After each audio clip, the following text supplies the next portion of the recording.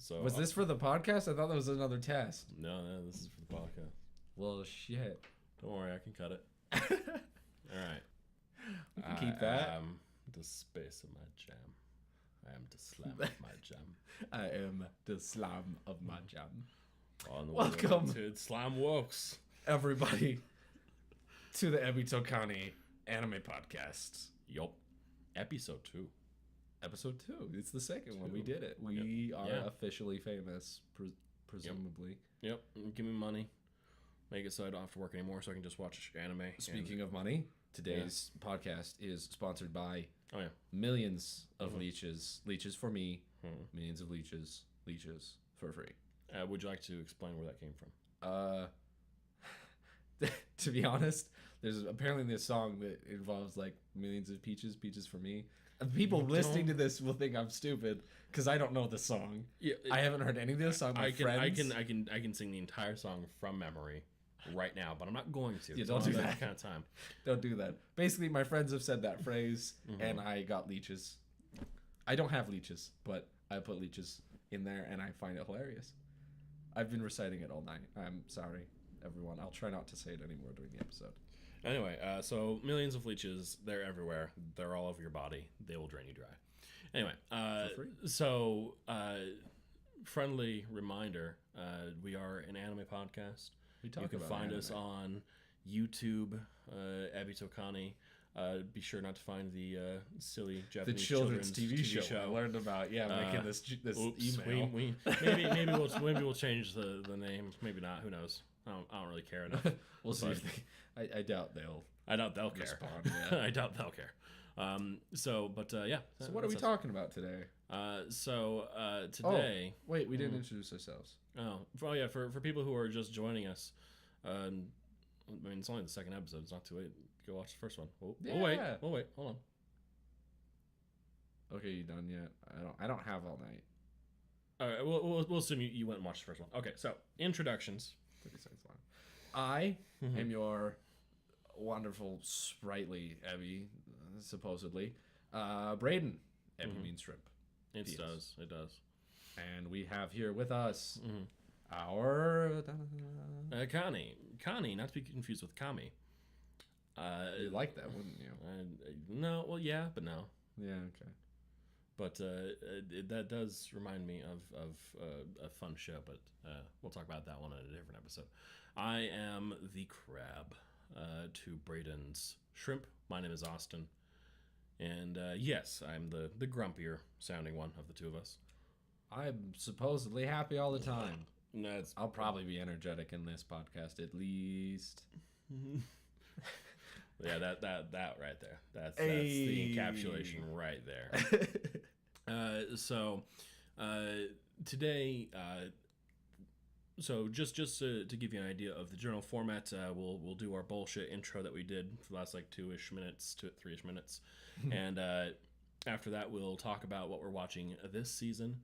Again, if you'd like to have a reference of some of the things that we've watched and are watching, you can refer to the previous episode, the first episode. Yeah, we kind of listed off what we were going to be interested in, and now we are about 5 episodes in? About 5 episodes, and we're about 5 weeks in. So a few shows are still only on episode 4, but at this point, most are on 5.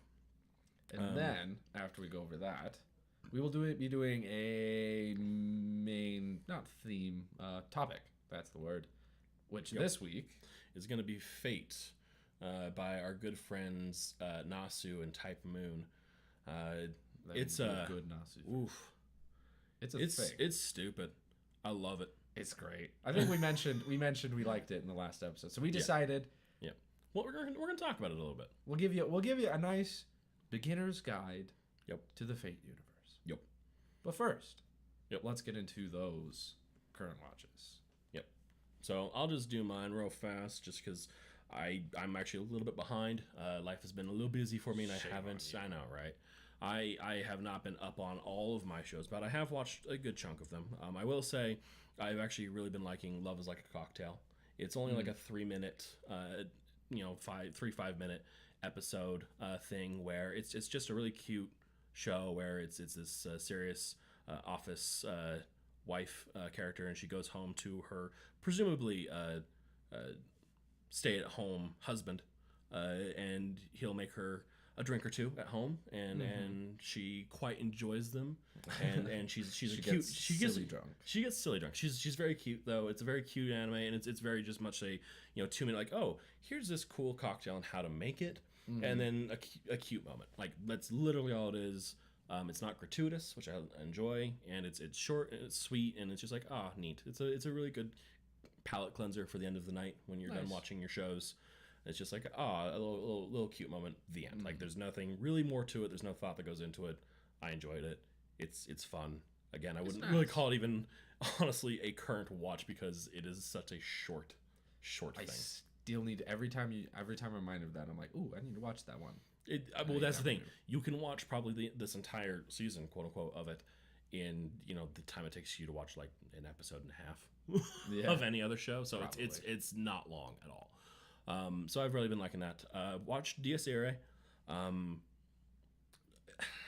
How's that gone with expectations? I'm enjoying it more than I thought I was going to. Yeah. Again, a lot of really dumb, overly gratuitous Nazi references and stuff like that. But mostly, I think that it's just German sounds cool to people in Japan, and I can appreciate that because German does sound cool. Like it does. I love Rammstein, and I think the German language is interesting just in general.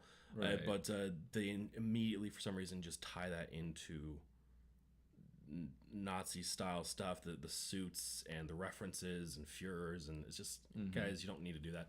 But Quick anyway, insert though. it's decent. For those of you who do like the Nazi motif, I guess. Yeah. We'll probably talk about it later. Yep. Good show. Saga of Tanya the Evil. Yep. Yoko Senji.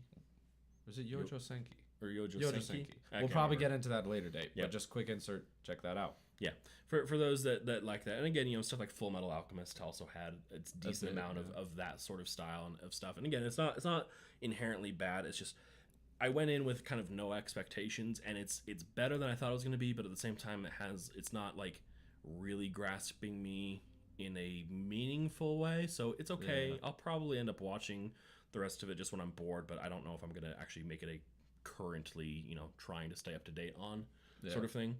I did actually start watching Black Clover. I don't know if I mentioned that one in the last one. Yeah, it's very much it's just a shonen. It's just a shonen. I will say if I decide to stick with it, I'll probably just switch to the manga because, it suffers from Naruto screaming. Yeah, the bad. joke on our anime with that is just the main characters just screaming always. Yeah, constantly. And again, it's that whole very shonen-esque, I believe in myself and I'm going to try my hardest and do my best and all the rest. And again, there's nothing wrong with that.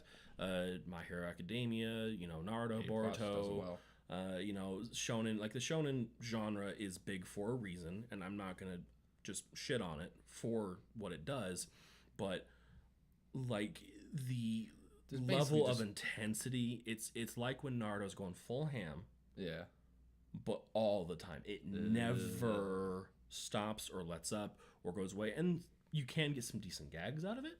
It has some decent action moments. It's actually pretty fluidly animated. I was actually kind of surprised by how well it was done, but I don't want to blame the voice actor because it is definitely not the actor. It is more probably the mangaka as well as the director, who's like, screaming, but always. Like, I don't think he has ever ended a sentence not with an exclamation point. Like, the entire time. It's just, I don't know. So, again, not going to stay up on it, but it was actually kind of interesting because I was like, I'll give it a try. So that was something that was kind of interesting. And then the only other one that I've sort of been staying up on is Ancient Magus' Bride. That's a good one. Oh, my God. Like, I'm not going to gush too much over it, because I think this is one that we can just dedicate a whole episode to later. But it is easily one of the most, if not the most, beautifully animated, popular animes that I've ever seen. It is movie quality all the time, which is phenomenal. Nice. The soundtrack is fucking beautiful. The opening and the ending themes are just amazing. They've really set their mood and stuck to it as well. Like, it is the show knows what it is, and it does it well. Oh yeah, It is phenomenal. And again, if you want something that's going to be, it definitely has its moments of drama and humor and all the rest of it.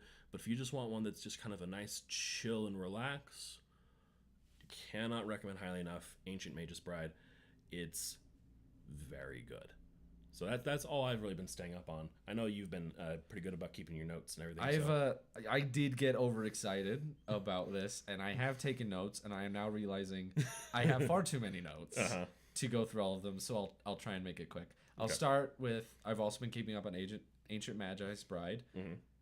Just second that, amazing, great, amazing drama. I'm very much enjoying it. It's great. Also, the newest episode had a Lovecraft reference, sort of, I think. I'm not sure, but when we do an episode on it, I can get more in depth with that. So let's see. First, I'm gonna do my least favorite. They're still good, but I'll start with the one that was sort of disappointing.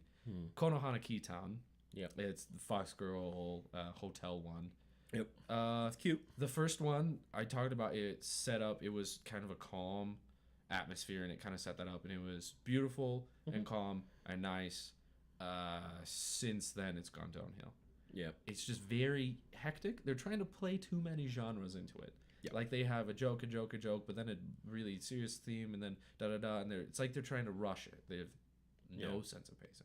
I'm probably still going to keep up with it just because of the character designs and because Satsuki appeals to me. She's great. But at the same time, it can be difficult. So it is possible I'll get to it might be one of those ones where I get to episode 9 and I'm like, I just don't care. Can't care anymore. Yeah. So is that one. I found it. Someone said a phrase the other day and I love it and I'm going to adopt it. So if you've been using this, good on you for being ahead of the curve. I can't be fucked. I can't be fucked. To blank, and it's just when you just can't be bothered, but can't be bothered is too nice of a way to put it. I just can't be fucked to care anymore, like at all. It's I love that. I'm stealing it. I'm gonna use it like a lot.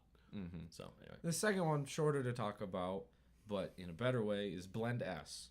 It's a very cute girls doing cute things one. It's about a girl that's got really mean looking eyes starting to work at a cafe that works off anime tropes. All the maids are a different trope, and then it plays with the fact that their personalities in real life do not mirror their tropes.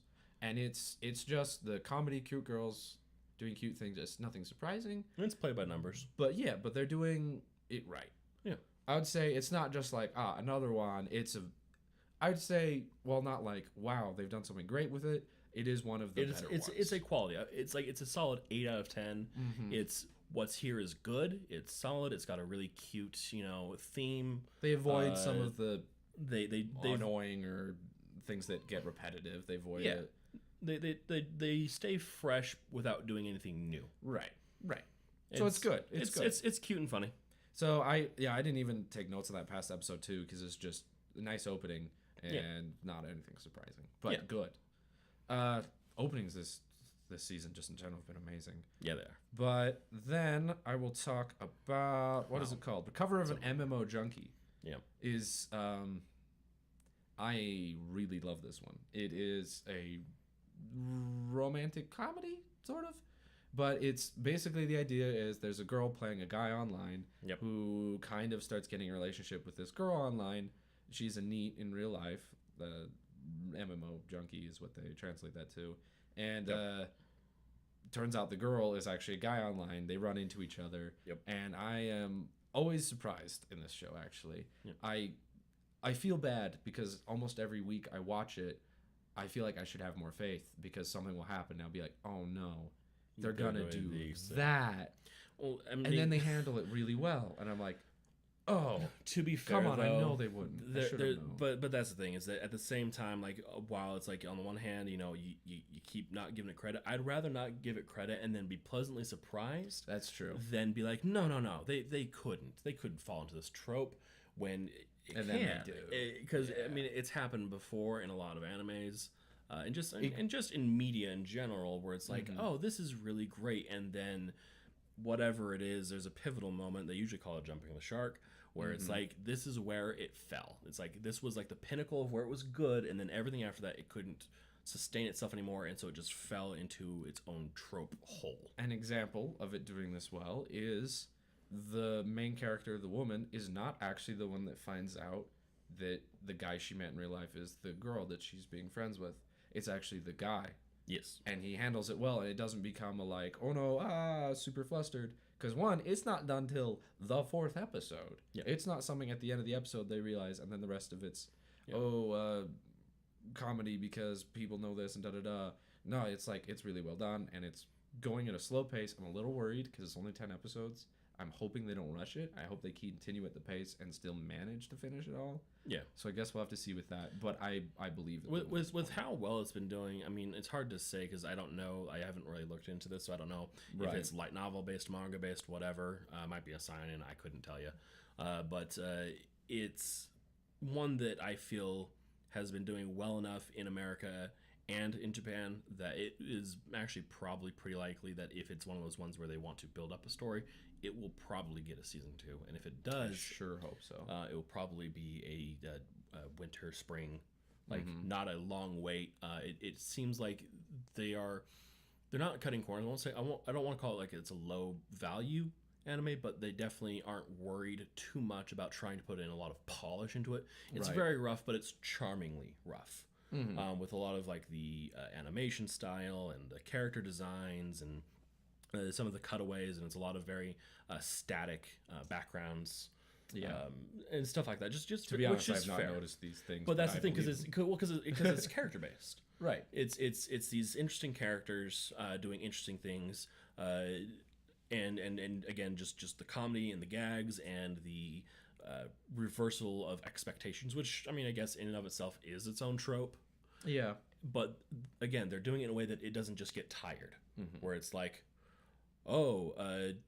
she's a neat and plays a hot guy, and he's a hardworking dude who plays a girl, and they fall in love. Because again, I think that if they were going to go for the complete over the top, that would have been addressed in the first episode. Yeah, and they just would have kept doing that. And it would have been jokes and nothing really serious. So, but I think that it's got just a touch of drama that keeps it interesting while not, again, falling into the holes with the comedies and stuff. So I don't know. So the last one on my list, also my favorite, is Girls' End Tour, Girls' Last Trip. They translate different ways. That I briefly mentioned. It's kind of a cute girls doing cute things. It's a very comfy show. Like they go day to day and stuff like that, but amazing world building and just beautiful atmosphere. Every episode, I am satisfied. I'm happy with what they did. And the soundtrack constantly surprised me. When I'm looking through my notes, just every episode at some point, I have some random comment about the soundtrack. Probably because I forget I mentioned it earlier, but even then, just because it's something that hit me, and so it's something I'm like, I'm gonna write that down. And one of my favorite is in this last episode. They really exemplified. I can't think of a better word. I keep using that, but like they're taking something. It's from a manga, and they're converting it to an anime. And in one of the things, they're broken into segments. Usually there's 2 segments per episode. This one had 3. Last one was called The Sound of Rain. And it's Chi and Yu taking shelter from the rain. And Yu starts noticing some of the sounds going on around her. And so she starts like setting up cans in their helmets in certain ways to make a little pattern with the rain. And so and the whole episode was kind of the theme of imagination. So it's kind of them imagining this music. And then at the end, the song starts playing. And the opening and ending, which I've praised to no end, I don't actually think they're like masterpieces. They're just songs I really enjoy. They have a genre. It's a genre I enjoy. And it's fun tied with the animation. This was actually one where I was impressed with the musical score. They had amazing harmonies. The only background music between what I think was 2 singers was percussive noises that sounded like rain and dripping noises and stuff like that. While these 2 sang, one like singing words, and the other one doing like oohs and ahs and sometimes singing the words, but always providing this beautiful harmony with high notes and low notes. And it's just, it made me so happy watching the end of that episode. It was I mean, you played the song for me, and it's a good song. It's well done. Again, is it like, oh my gosh, someone needs to put this in an orchestra and do a live performance of it? No, but is it charming as hell and really fun? Absolutely.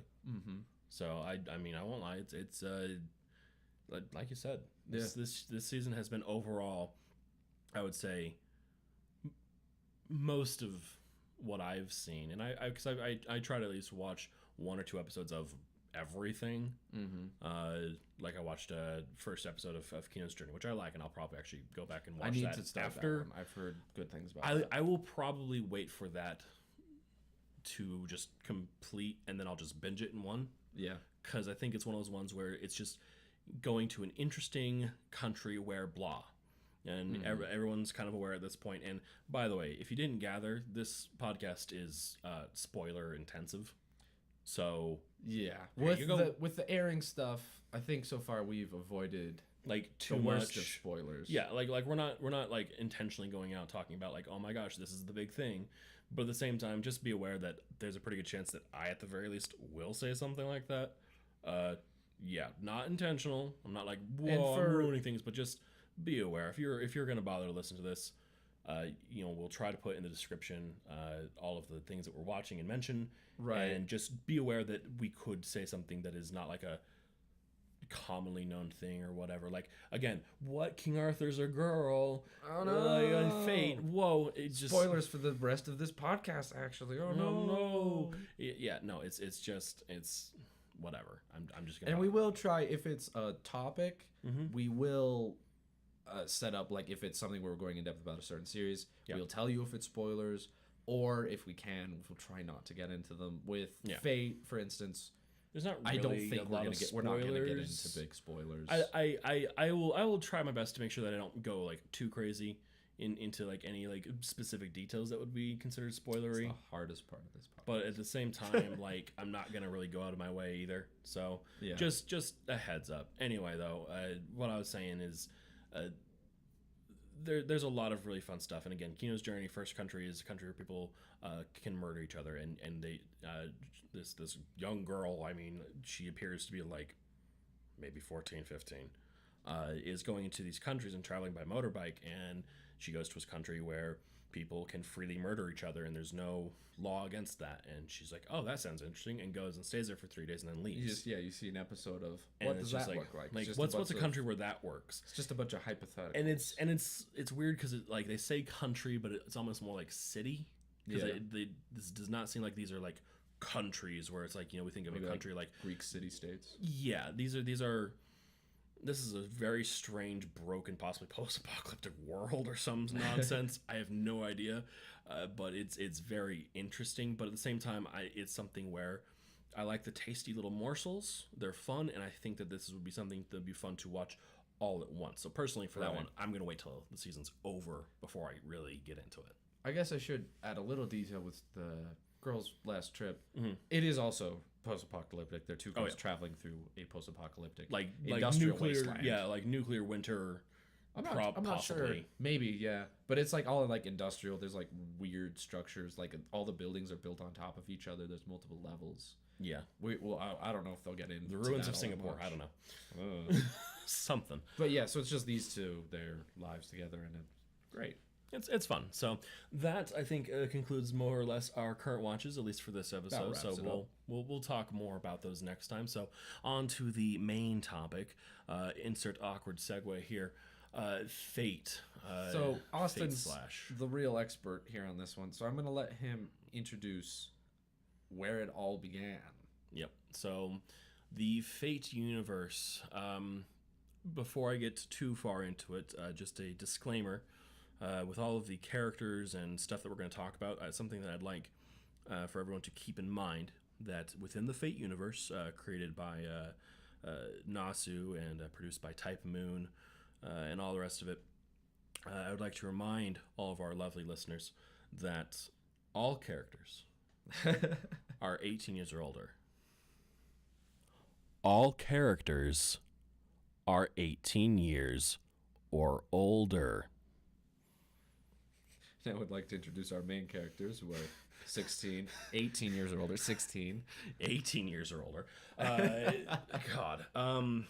So basically, Fate, so Nasu is the writer, and I cannot remember all of the names of all the people involved in the project, because they're all very talented people, and I don't mean them any disrespect, but Nasu went to school with a artist, and he became his main artist for a series of projects, and he pitched this one as here's an interesting kind of like light novel, visual novel sort of thing that he pitched to this company, and it's what if this in a world where magic exists, this high school girl summons King Arthur in a epic battle royale of epic legendary heroes against each other, and that was called Fate Prototype.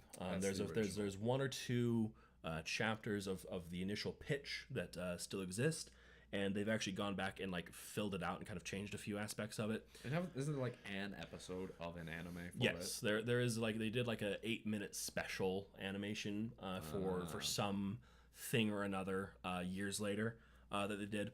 However, and I've seen conflicting stories or reports about what exactly happened.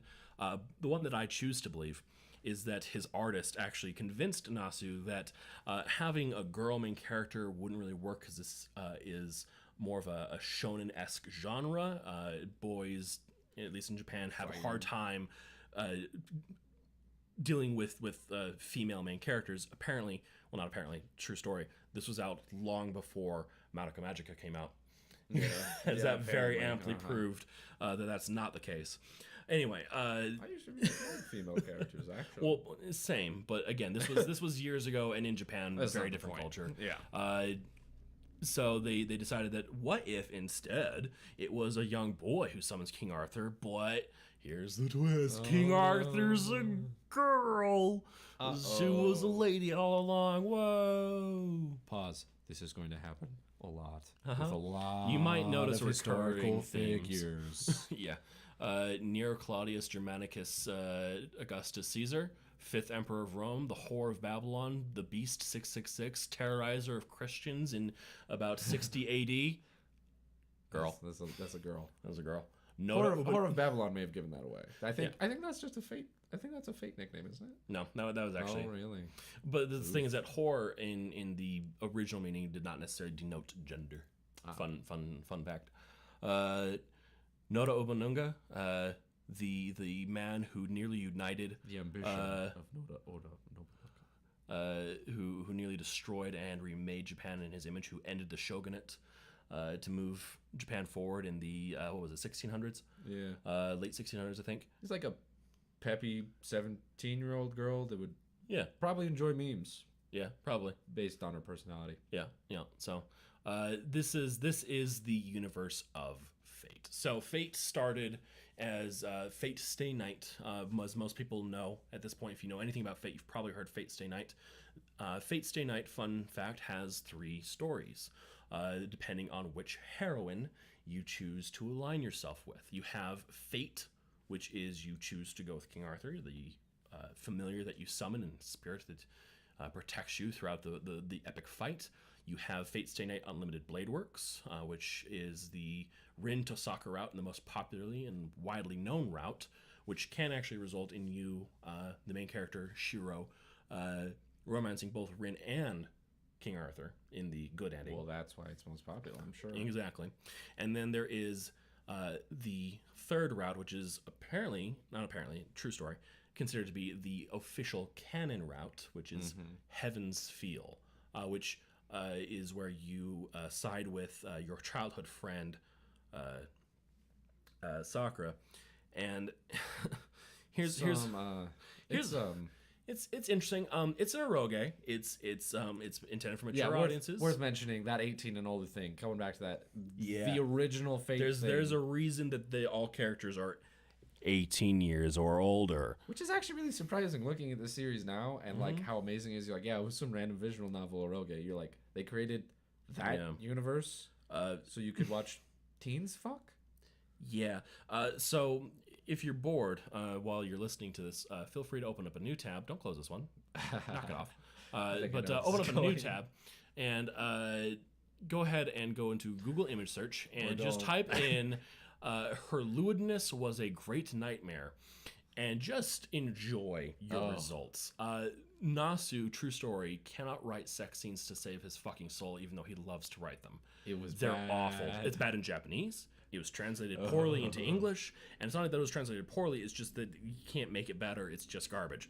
The one Oof. good thing we've gotten from this is always remember the one time Rin's anus, Tosaka's anus. Tosaka's anus, was in fact defenseless. This one time, as opposed to the normal times. Always defended. Well, Jesus. So the visual novels, I mean, you can get them downloaded. They were never officially released in the US. I wonder why. You can get them without the H scenes. You can patch them in if you want, if you're some kind of masochist, I guess. Ria Nuta, I can't remember. You can look it up, Google it. You're smart. You're smart people. I have faith in you. I believe in you guys. But Fate had kind of a hard time catching on for a minute. And it didn't help that the first time they decided to try to do an anime of it, it was just shit. Oh, it was awful. The animation is bad. I think it's just referred to as Fate Stay Night. It is. It is technically the Unlimited Blade Works route, but they do not follow it. But it's also Fate-ish. Also, it's just bad. It's just bad. It looks like garbage. Animated. It sounds like garbage. They even actually did a English translation of it, an English dub of it, and I am not, so on the record here, anime, I am not a dubs versus subs kind of person. I don't like those arguments. I don't participate in them. It's up to you. I you. watch dubs and subs. Do I default to subs usually because I tend to watch as things are coming out? Yes. Do I prefer them over dubs? No. There are certain things. I think it's a I watched an episode of Full Metal Alchemist in Japanese. Yeah. Oh my god, it's awful. Oh, really? I can't stand it. I can't stand it. And there's a lot that are like that. And again, it's nothing on the voice actors. It's usually the directors. And sometimes it's just the way it works. Like Persona 5, video game, not an anime. Although there will be one. And technically there's one episode. Yeah, it was bad, wasn't it? It was okay. Was it? Okay. It was all right. It wasn't good. It was just something to get people hyped for. Yeah. But I actually prefer that game in English.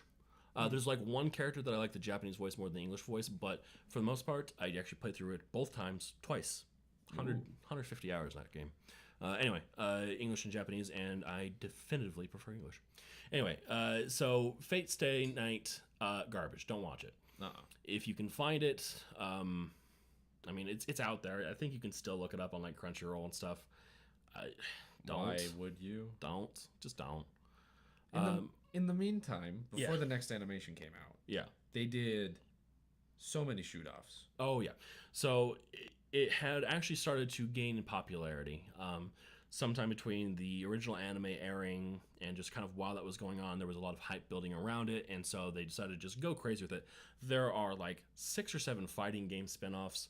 There are a ton of visual novels. There's an official sequel to Fate Stay Night called Fate Hollow Ataraxia, which is a follow-up to the Heaven's Feel route, which is why Heaven's Feel is considered to be the canon route. They released in the US a couple of them, namely Fate Extra for the PSP, and the direct sequel to that, Fate Extella, which came out earlier this year for PS4, Vita, and also for the Switch. And a lot of those, they have a lot of fun with alternate universes. Oh, yeah. Well, we'll probably get a little bit into that when we get onto the universe structure, but there's... Universe is technically incorrect. It'd probably be like multiverse. Yeah, there is a direct multiverse. It's like, consider Dragon Ball Z, and you have Super, and you also have GT. They are considered different universes. GT was retconned by Super, so GT no longer exists. However, in the Fate universe, they all exist. There's not like, oh, this is canon, this isn't canon. It's like, no, this is canon just to its own universe. It's not that it replaces what you know about Fate. It's just in addition to, and it's kind of hard. It's more like Marvel Comics or DC Comics, where you have like Ultimate Marvel universe versus the standard Marvel universe, or Earth 616 versus Earth 1 or whatever. So they spat those out. Nobody's business. They shat them out, just straight up diarrhea style. But after that, it wasn't quite as popular. There were people that followed Fate, and those people, but it wasn't a mainstream thing. I wouldn't say. I wouldn't say it was existed. there, but I would place it, as far as video games, I would place it at the same level for a long time as the Yeast series. Yeast has been around since like the Sega CD days, I believe. And, it's there. A lot of people have seen it, even if they don't actively know about it. And I think the same could be said for Fate. It's like, if you saw Saber, King Arthur, you would be like, oh, I've seen her before.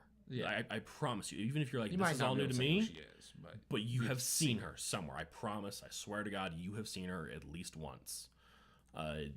No joke. Just that's kind of how that whole thing works. But that oof, all changed yes. when Ufotable, Yeah. wonderful studio, Yep. responsible for Madoka Magica, one of my favorites. Yep. Decided. Wait, did they animate that? They did. Yeah. Fate Zero Yes, they was anyway. written by Gen Urobuchi, the creator of Madoka. He was the Madoka Magica, right? So they came out with that, and that is a prequel to the Yes. original visual novel. Yep. And, Sanctioned by Nasu, but not written by him. and it was amazing. It was really good. If you take nothing away from this whole Fate discussion, and you're like, I don't really care, I'm here for anime, watch Fate Zero. Fate It's Zero just is a like good anime. Like I It's don't well care what your opinions on anime are. Like if you're just like I just want to watch a good anime, Fate Zero is a very very well done anime. well period. animated, great action, Yep. great drama, Yep. and it's really what put the Fate series in the spotlight. I yeah. believe. It catapulted it into a new level of stardom for sure. Mm-hmm. No questions. So they followed that up with the same studio Mm-hmm. created another anime that follows the Unlimited Blade Works. Yep. Which with the story they made in Fate Zero, it connects really well. So that's the one Yep. they went with, Yep. and it was already one of the more popular ones anyway. Yep. That had 2 seasons. Yes. 2 seasons. That was very popular as well. Yep. And since then they've come back in the spotlight, which resulted in about 3 years ago they created a mobile app called Fate Grand Order, which Yep. we'll get into. It really fits the system of how many characters they have it out there. It's a kind of a gotcha game, but it's also the only game I found that's actually compelling and fun to play on my phone. Yeah. The majority of phone games, I'm like, Yeah. It's a very simplified, almost rock paper scissors style combat system, but it doesn't matter because you'll always win. Every attack you make will connect. The only exception to that is if the enemy on their turn uses some kind of buff that nullifies attacks, makes them invulnerable or It's whatever. simplistic that when I sit down and play it, I can get a level done in about 2 minutes, Oh, yeah. and each decision and going through it takes like 3 taps. Yeah, it's Or maybe a couple extra if I do something different. Yeah. But at the same time, it's complex enough that it's interesting. Yeah, well, and that's the thing is that if you want to get into like the number crunching, all the rest of it, if you check out the Fate Grand Order wiki, there are threads upon threads with hundreds, thousands even of comments on how do I do this? What's the best servant to use in this situation? How do I get this craft essence? What's the best way to do this thing? How should I farm for materials? How should I do this? How should I do that? It's very good. There's a couple. I don't know. I can't remember the exact number. I want to say at this point in the Japanese servers, there are almost 200. I think we're still shy of 200 characters. There's quite a bit. But there's quite a few characters, and I want to say like 500 plus craft essences, And which as are of, like what, equipment 3 months items. ago? Mhm. 3 months ago, it released in America. So Yep. that's what we've been playing. Yep. at least. So we've been playing on the American servers.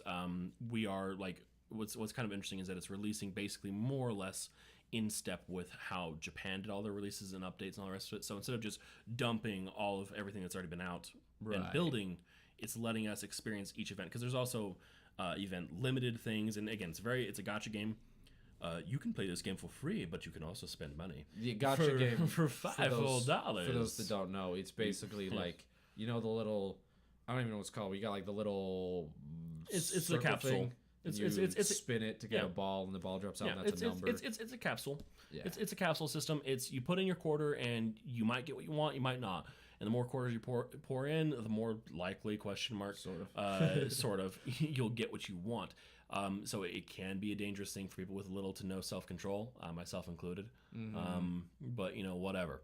And to be fair, for clarity, let me put it like this: if you want to do a full roll, which is 10 pulls from the system, which guarantees certain levels of things, if you want to spend money and you're not wanting to earn up or wait or grind or whatever, you're looking at spending about $25 each time.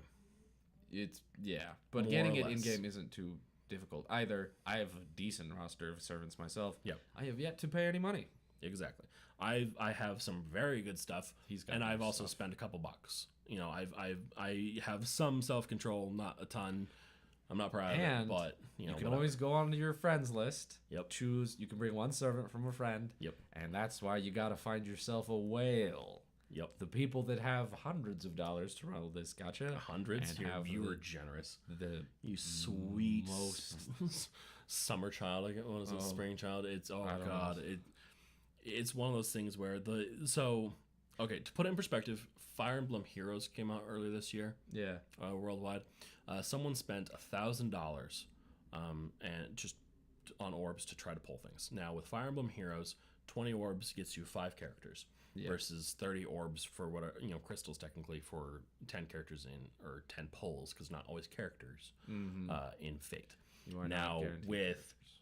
Fire Emblem, if you don't get a 5-star, you increase your chances of pulling a 5-star every time you don't get one, until you are guaranteed to get a 5-star. Now you probably will not have to get to that guaranteed, but technically if you do like 20 pulls or something like that without getting a 5-star, you will guaranteed get a 20. Or Let's- you'll get guaranteed to get a 5-star.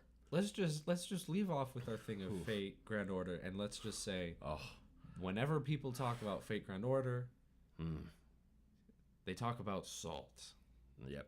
and that is because it does not work like that system. Like honestly, if every It is Fate Grand Order pure player odds. just threw their phones into the ocean, we could probably raise the salt content by at least like 15%.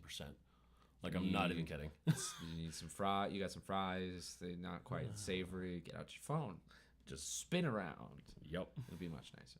exactly. So we've used a couple of words and phrases so far that might seem that might not make sense. Saber, servant. Yep.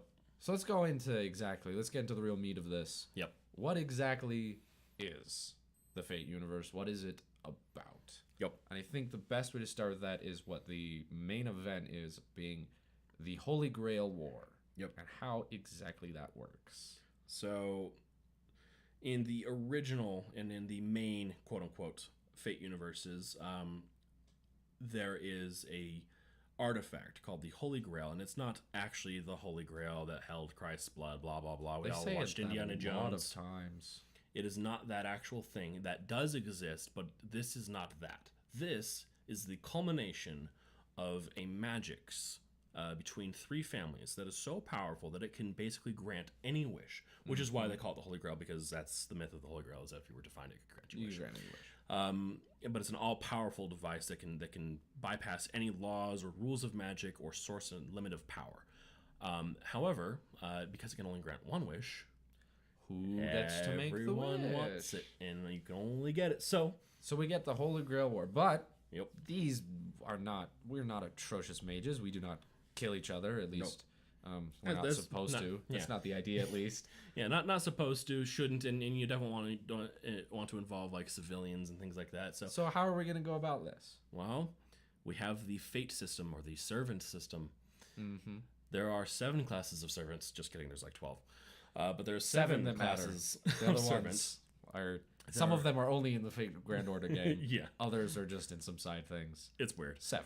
It's We'll go with seven main classes. You have the knight classes: saber, archer, and lancer. And then we have the cavalry classes being rider, assassin, caster, and berserk. Yeah, berserker it kind of exists in his own realm. Yeah. He has lost the ability to think and have free will, but has gained the power of insanity and basically unleashed full And different physical strengths. servants have that to different degrees. Some Exactly. are more talkative, have more of their self-control.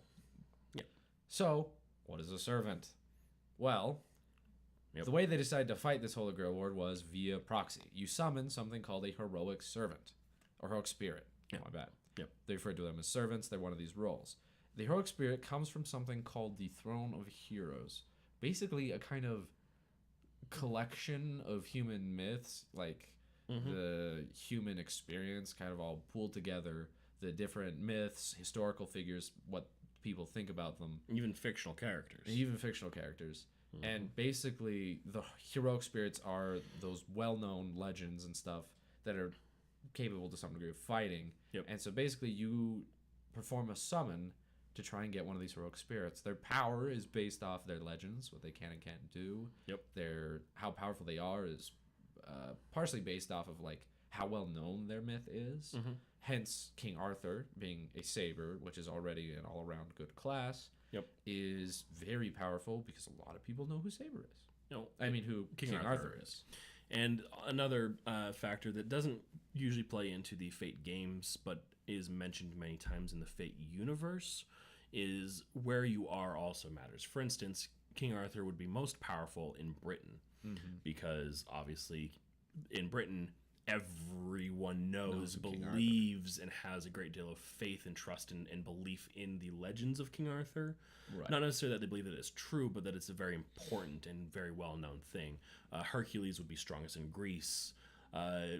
Dracula, Vlad, like the Impaler, would be powerful in Transylvania and Eastern surrounding areas. Yeah, Eastern Europe area, so on and so forth. Oda Nobunaga in Japan, etc., etc.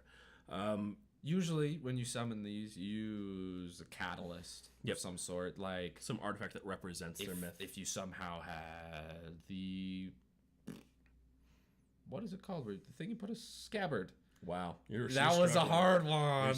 You're struggling. Wow. For instance, if you had King Arthur's scabbard that once held Excalibur, yeah, you're gonna summon King Arthur. That's just gonna happen.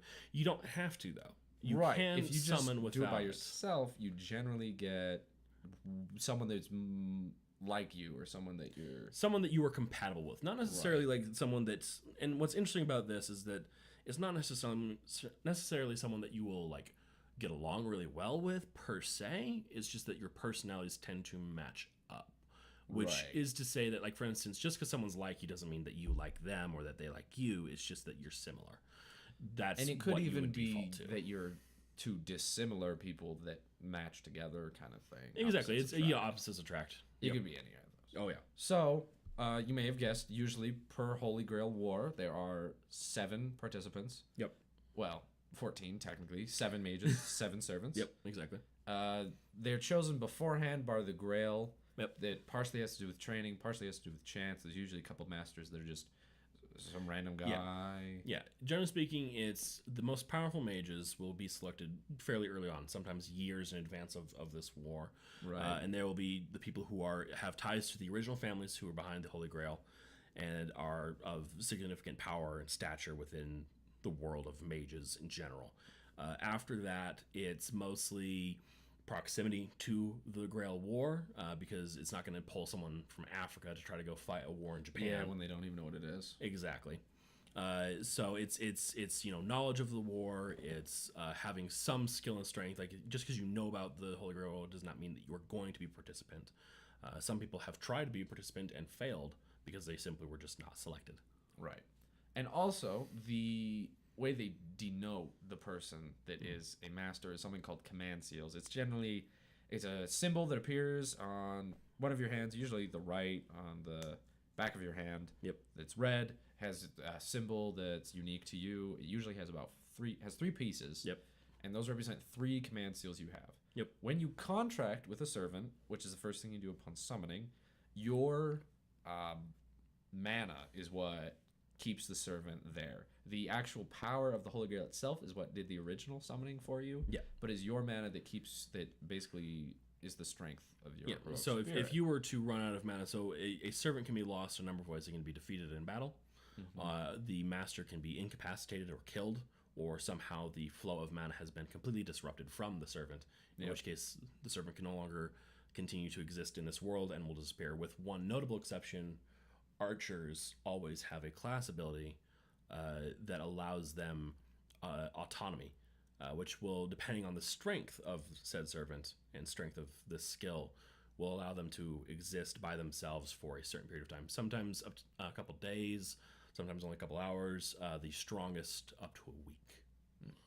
So those commands. So what we're getting at here is you'll make that contract with a servant, but that doesn't mean they have to do what you say. Yeah. For the most part, it's in their best interest, or because you made a contract. They're usually on they'll work with you. Yeah. You all the servants that are summoned usually have a wish of their own for the Holy Grail. Yep.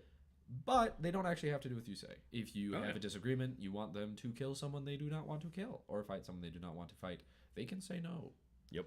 However, that is where these command seals come in. Basically, you have 3 times where you can command your servant to do whatever you want.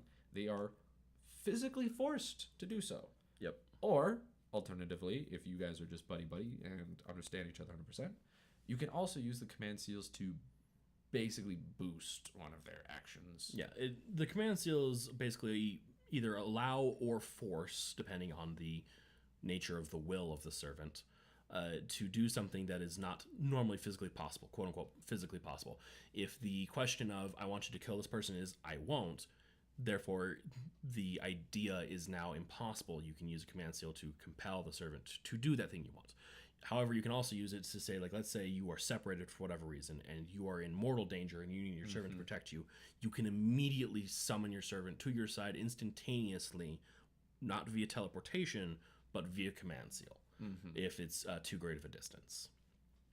Stuff like that. Like you can boost their power, their physical strengths beyond their normal capabilities or limits, which, by the way, is also limited depending on your skill as a mage. Right. Because If you don't have a lot of mana, if you don't know what you're doing, your servant is not going to be able to do much for you. Exactly. They might be severely limited in their capabilities. They will have their physical prowess, but everything else will be diminished greatly. Protection from spells, extraneous skills, magical abilities, things like that will be dependent mostly on the summoner originally. But you can boost that using said command seal, which will temporarily allow them to rise to their mythological level. Right. And another important part of servants that really defines them is something called a noble phantasm. Yep. It is usually the center of their myth, one of their most a powerful item, a powerful thing they can do. Or powerful legend, It's even. basically a trump card. Yep. It's the one trump card they have. It's not necessarily a win every time, or else it would just be whoever used their command seal last wins, or their noble phantasm last. But for instance, the noble phantasm of King Arthur is the sword Excalibur. Yep. It's Did you know it was a laser beam sword? it shoots the laser beam. It's It- just a laser beam. It's a it star is- laser beam. There's usually things are considered like they like classify them to some extent. There's like Yeah. anti-individual, anti-army. Yeah, anti-personnel, Hers is an anti-unit. anti-fortress. Yep, so it can level a single fortress with one blow at her normal mythological level. She crazy.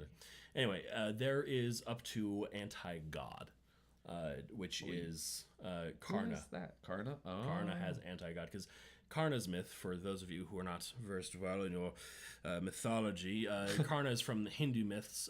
Karna actually killed a god. Oh. He is the son of the sun god, and he actually had the power That'd do it. specifically to kill a god. So his myth is literally, I killed a god. Mm-hmm. So he has anti-god. There's also anti-world, anti-planet, which is different from anti-world somehow. I think world is the population, whereas anti-planet is literally like the planet physically. Planet will be gone. There's bizarre stuff. There's even ones that don't have ranks. And speaking of ranks, servants have ranks in various skills: strength, endurance, mana, like their own mana pool, so to speak, luck, and one Charisma other. one? No, I don't think charisma is a skill. agility. You say agility? Agility. Okay, Yes, agility. that's what That it was. it. And they can rank anywhere from F, which is pathetic. Don't use them Like- for that. Like they are literally doomed to fail. To Sorry. D, which is above average of a human, but again nothing special or really all that noteworthy. C, which is like above Olympian level. Mm-hmm. Like if you have C strength, you are stronger than the strongest man alive. Quick edit. It's not F. It's E. They don't have. Oh, F, that's I right. don't think. That's right. Because for whatever reason, They started E, it's E anyway. So which is confusing you should start with because we go all the way up to A, S. Yeah. And there's like S. Is there SS? No. They skip So SS. well, that's the thing is that it goes from A to A plus to A plus plus Oh. to EX. Oh yeah, EX. They skipped the S thing. That's right. So and that's the big thing. EX is interesting because normally EX would be like beyond top tier. Oh my god, I can't even believe it. However, Fate uses this in two ways. Both that standard definition of like this is the S like above 100%. This is like 200% or whatever. but EX can also denote that it is very specific. Usually, when it comes to luck, if you have EX luck, it will mean that you have average or okay luck in most situations, but in these specific situations, your luck is unbeatable. You will do it. You win. there's not it's not a question of how or if, it's just when. This will happen because your luck is this thing, which is weird. And again, there's a lot of really interesting things with fate, skills in general, writing skills. Writers in particular, of course, have the skill. Most sabers tend to as well. And again, just depends on their myth. If this person was known to have a horse or a chariot or rode any kind of mythological beast, either as a method of transportation or as a taming thing, then it's a skill that they have. And what's cool in the Fate universe is that a writing skill can be applied in a number of different ways. Namely, if your writing skill, I think, is like C or above, you can use any modern equipment as if it were a quote-unquote steed. So if the question is, I'm flying, then the plane is now your steed, and you can just fly it. Can ride the plane. which is excellent. Motorcycles, cars, vehicles, things that exist outside of your normal mythological eras. Part of Fate Zero is Saber gets to drive around on a motorcycle. It's very good. Oh, it's really good. She also wears a suit. She wears a suit. It's awesome. A+. Yes. A++. EX suit. The suit is too strong. It's an interesting. Fate inspires great conversations, because I could do a podcast where literally it's just like, okay, these two servants go. Yeah, where you just sit there and talk about them for forever. Just this, like, all of these interesting things. What if they fought? What if they worked together? Like, just it's. What if they kissed? I know, right? Whoa. But one of my favorite things to do with the Fate universe, with servants in particular, is the servant list. The list of servants that I feel, it's a traditional anime question. What if you were in this universe or whatever? What if you? What we all ask ourselves. In any fiction, I assume. Yeah, it's the self placement. It's the fan fiction sort of thing. And so an interesting thing that I like to do with people that I know that also like Fate is. What servants do you feel, if you were to participate in a Holy Grail war, would you get? And the big thing to note that I don't think we mentioned before is with these servant classes, the 7 classes, like, for instance, once someone summons a saber, that's it. No one else gets to summon saber. That class is taken. Right. There's only 7 per Holy Grail war. Yeah, usually. And it's those 7 classes have to be represented. Yeah, one of them.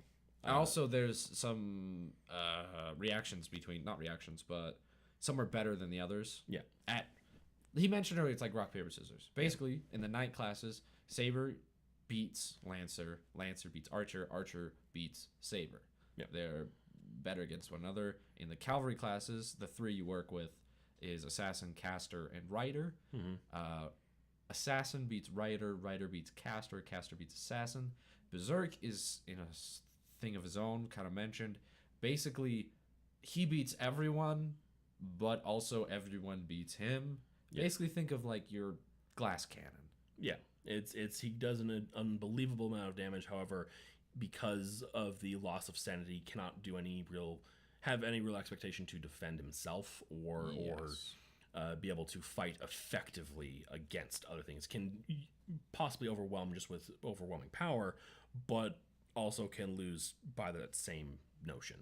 So it's kind of weird, and again, like it's weird because like Saber is considered to be the strongest, like official Fate quote unquote canon. Outside of Fate, like Grand Order, Saber is the strongest class, quote unquote. Archer has the autonomy and of course the range, which is why they have a advantage specifically over Archer. Archer has an advantage over Saber. And then Lancer is noted to be the fastest and most agile of the knight classes, and also have no luck. You'll learn this as you watch. No Lancers have any luck, as far as I've seen. I don't know. I haven't caught up with the Apocrypha yet. Maybe things go better for that Lancer. Well, one of them did the exact thing he never wanted to do and then died. Yeah. So Yeah, but the other one, but red though. Anyway, I don't know. is he all right? Okay. Anyway, again, a rider is the overall most agile in the sense that they have the advantage of speed because they, as a rider, can always summon their steed, quote unquote, of myth. Whatever that is. Whatever that was. Again, whether it was a chariot, a horse, a Pegasus. dragon, sometimes, a Pegasus.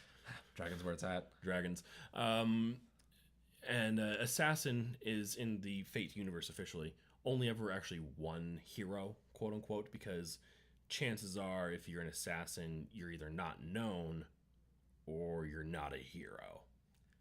Hey-o. However, there's a lot of other caveats to that. So, yeah, anyway, I won't go too far into that sort of stuff. And anyone can be a berserker just by virtue of giving them the madness enhancement. Just if you make them crazy, they're a berserker. Exactly. Congratulations, you did. Yeah, you can be a berserker rider. You're still a rider. You still have most of your things. Run around on presumably a motorcycle with chainsaws on the sides. It's the only option, really. Yeah, I mean sometimes you just got to chop down those trees. You know, you got to get them. Yeah. Yeah. There you go. Anyway, just writing an ox. A small blue box. Since now that we've cleared that up, we will go back to our servant list. The servant list. So, I guess I will start, and feel free to look these up. These are all servants that have existed at least in the Fate Grand Order structure, if not necessarily the Fate system itself, and in the properly produced, Fate Zero or Fate Stay Night. Has the largest roster, so it's the easiest to pick. From. And just brief descriptions and why I like them and why I think that they would appeal to me. For Saber, although we just talked about how Saber is considered to be one of the strongest, Saber for me is probably one of my worst / weakest servants. His nickname is Sumanai. In Japanese it means sorry. We have Siegfried.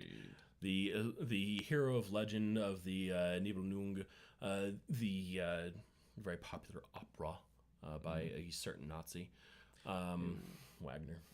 Fun stuff. Thanks, Wagner. Anyway, though, I really like him. He appeals a lot to me because while he's actually considered to be very strong, it's just that he has a curse. If you know Siegfried's legend at all, he kind of has the whole Achilles thing, but instead of just a small little piece of like one of his ankles, it's the exact center of his back. And not only is it like, oh, this is where my defenses can be penetrated, it's cursed. Mm-hmm. If you put him in a bubble, a hole behind his back where that spot is would appear. Period. Like it's just you cannot.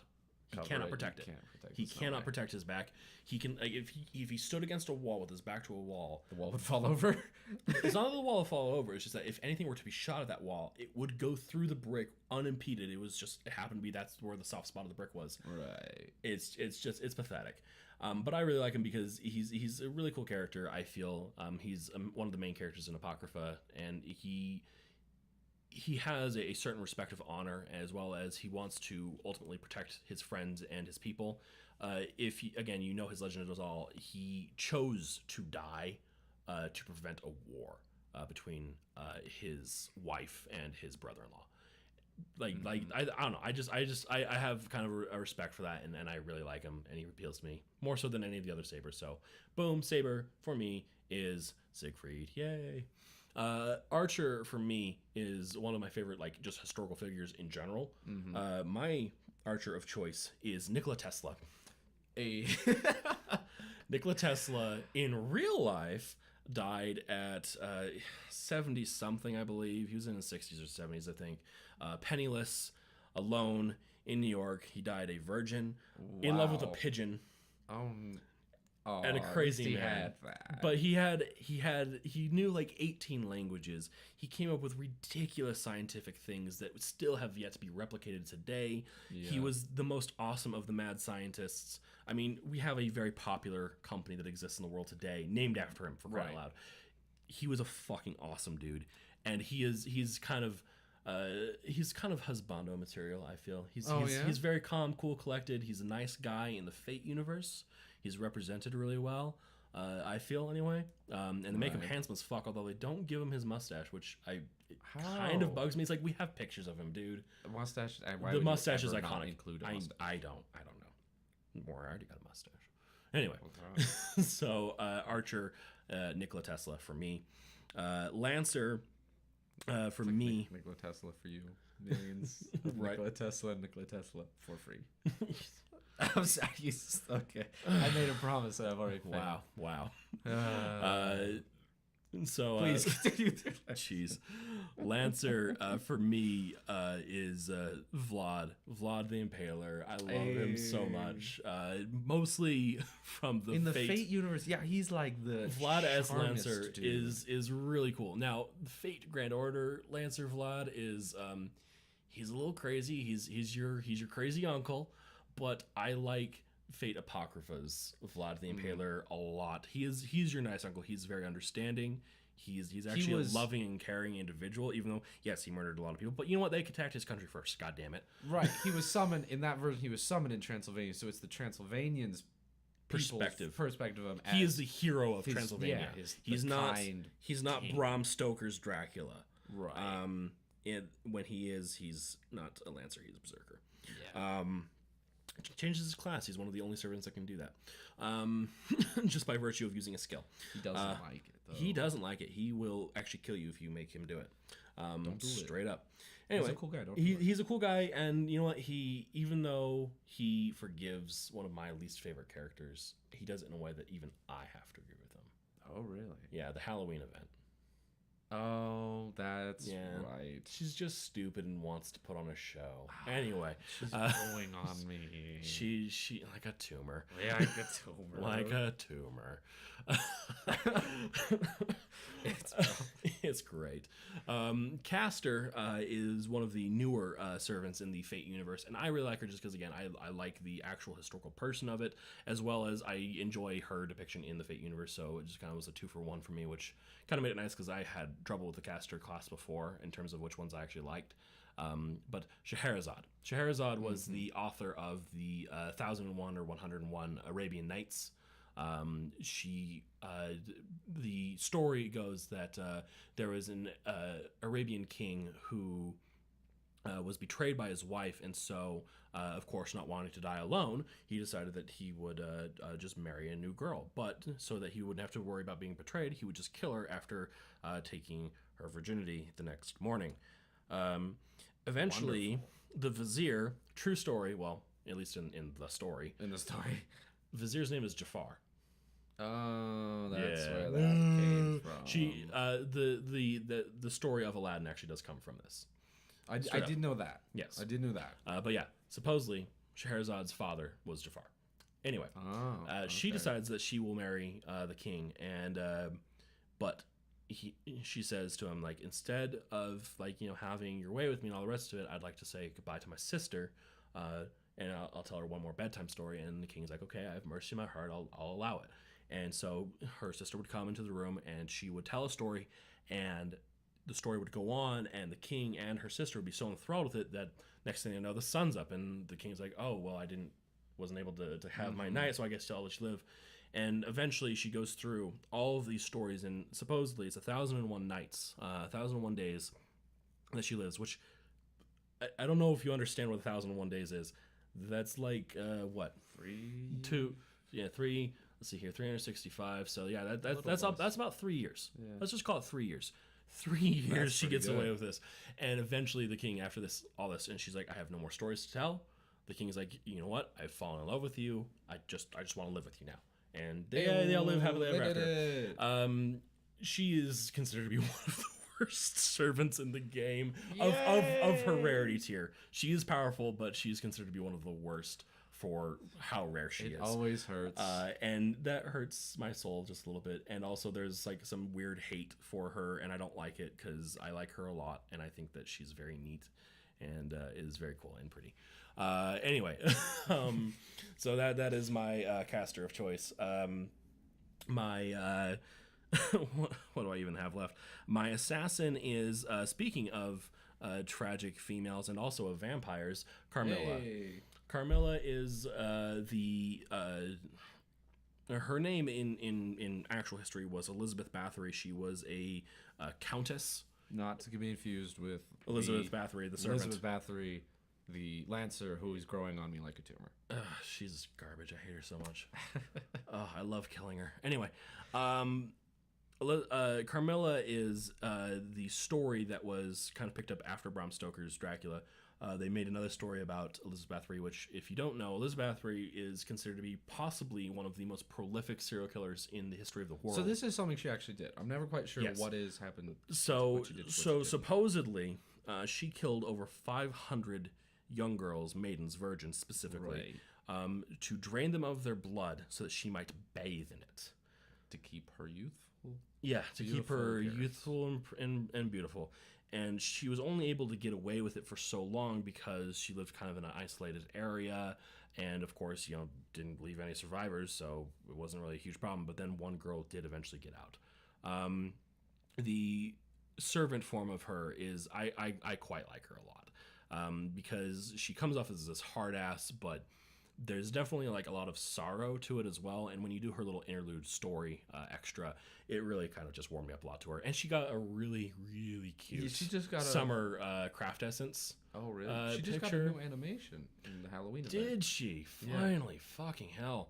Because she's been needing it for a long time. She functionality wise was garbage. In the beginning where they didn't do a lot of animation. Well, and that's the big thing, is that assassin wise, Carmilla is, for America, the best assassin in the game currently, in terms of like raw power and all the rest of it. Like ability, she's like whatever, but she's a good nuker, and I like her a lot, and I feel like as an assassin she wouldn't actually kill me because I'm not a young virgin girl.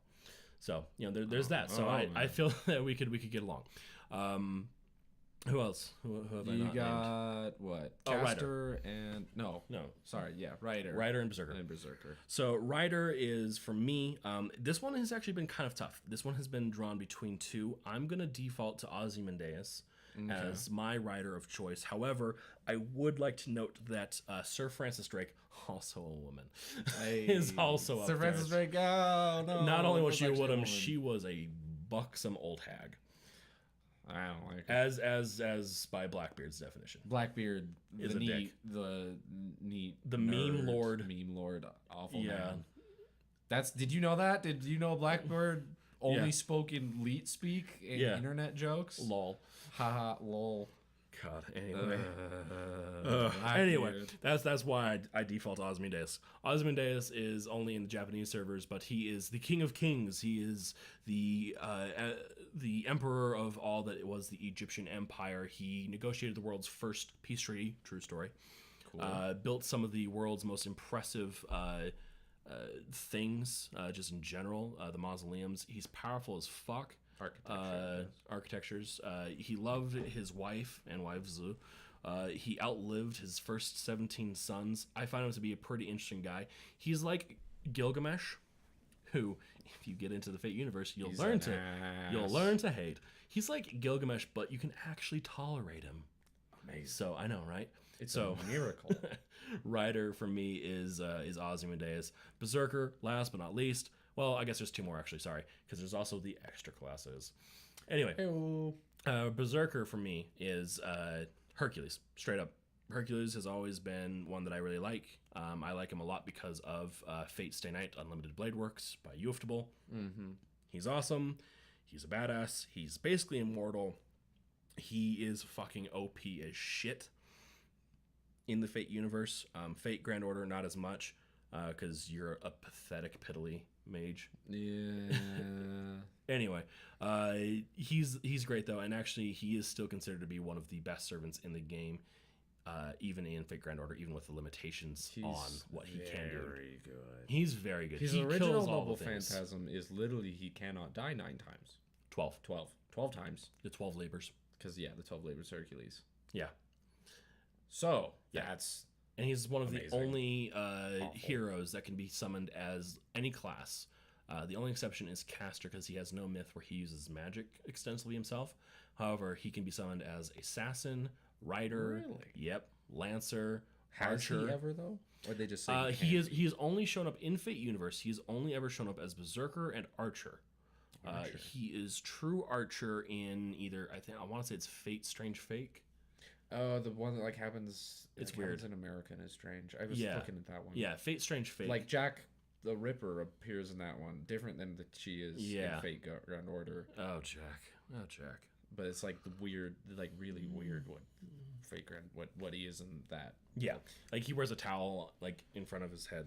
It's weird. Like not like around his head, like in front. Like it just drapes over his entire body. It's weird. Is weird. It's weird. But anyway, Oh. Hercules. And then last but not least, the extra classes. So like I mentioned before, there are more than 7 classes technically. There's also Ruler, Moon Cancer, Alter Ego, Beast, and like 2 others that I can't remember off the top of my head. Shielder and something else. Avenger. Avenger, thank you.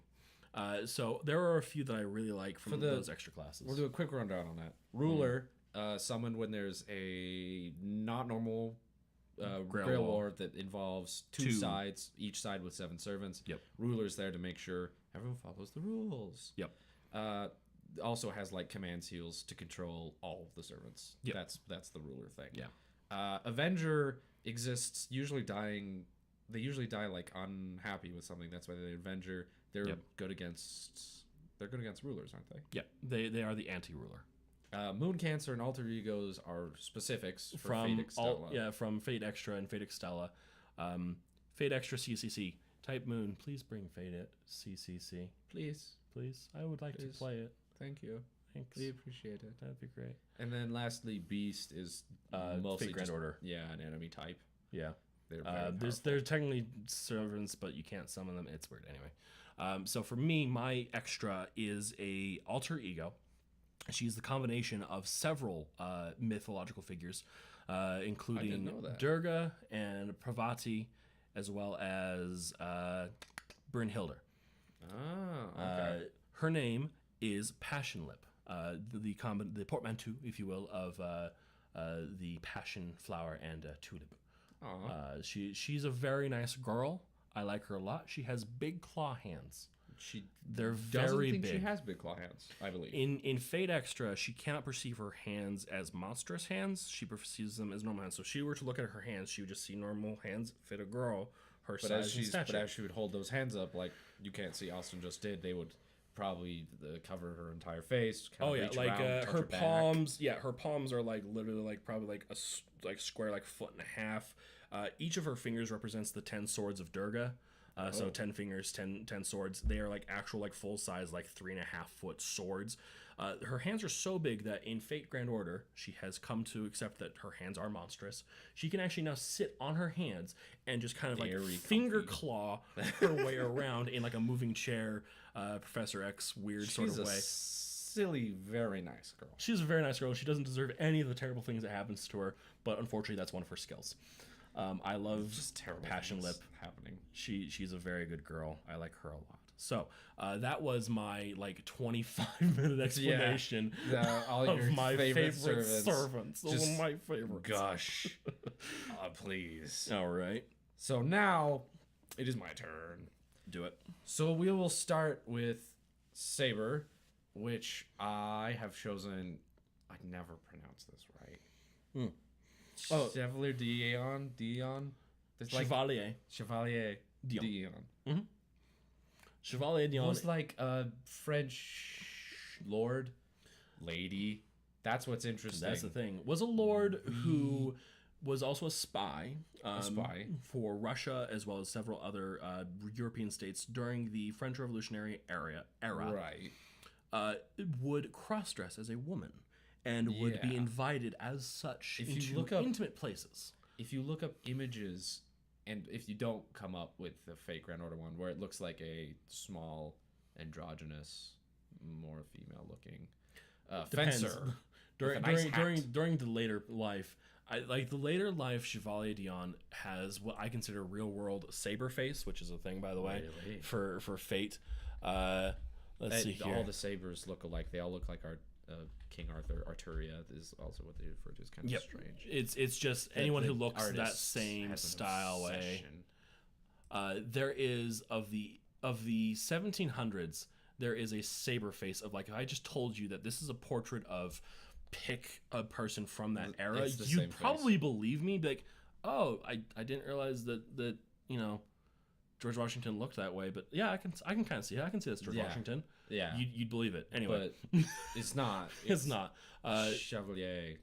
Chevalier Dion. I should have picked one that I can pronounce. French names are hard because they're stupid. Anyway, I just find her very interesting.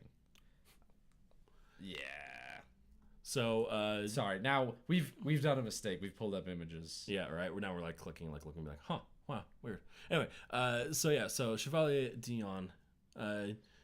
They're in Fate Grand Order. When you summon them, their gender is actually erased. Yeah. From which is, when I get to my writer, you will learn why that is. Yeah. But yeah, I think they're very interesting. I like the aesthetic. They look like one of the Three Musketeers. Yeah. And Straight up. yeah, they're a good.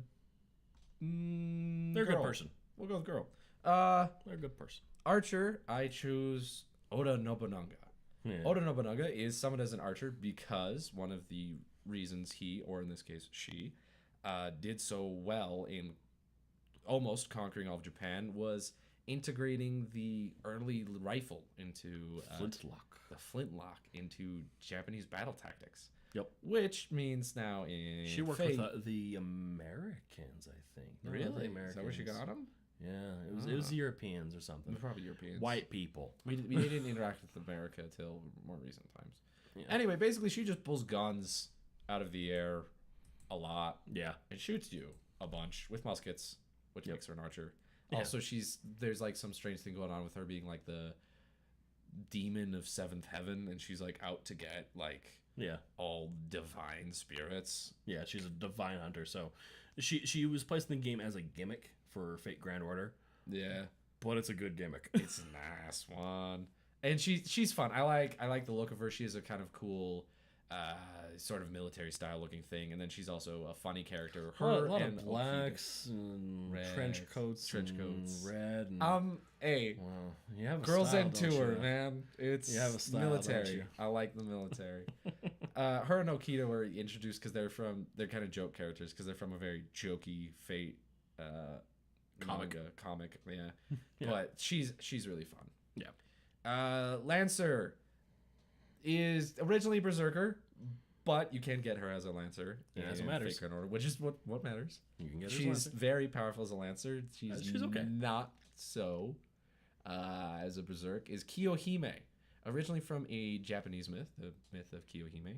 Mm-hmm. Basically, she falls in love with this monk on and his burns way him to the alive in a temple. bell Hey, you're skipping to the end. because that's the only part that matters. The monk. She falls in love with the monk. The monk says we can't be together, but promises to meet her there on the steps the next day. But instead runs away because she's scary. She chases her across the world dragon and turns into a dragon in the She's process. a dragon lady. He hides in a bell.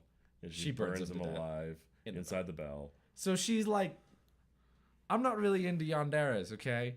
But She's in love yandere with the idea of being in light. love. She's nice. She's innocent. She's not like super outgoing. She is or part of crazy. Tamamonomai's But- book club.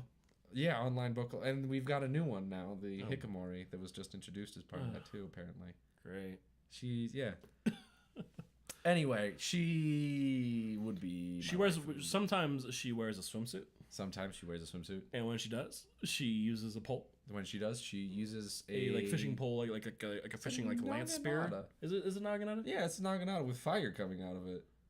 It's That's very badass. If you not, you clearly haven't spent the No, immense I don't amount of time care. staring at this art that I have. No. Okay. Okay. Anyway. Moving on. Well, next it would be my writer. I mentioned I would get to writer. This is Astolfo, Astolfo is one of the paladins of Charlemagne. Paladins of Charlemagne, currently Wow. known as one of the most popular traps on the internet. Yeah. I'm not into traps either. It's gotten to the point where I look at him and I don't It's okay. think. Everyone's gay for Bridget. It's fine. Uh-huh. It's gotten to the point now memes. where I look at Astolfo and I don't even think, oh look, there's a guy dressed as a girl. I just think, hey, it's Astolfo, my best friend, because Lily. he's just the nicest guy. Remember MMO Junkie?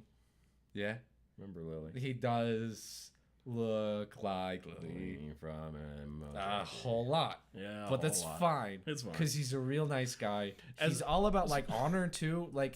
He's in Apocrypha, and he gets like this batshit insane master, and he's like trying to go against her, and he's just like a fun pranker. And he went into. Don't do this to me.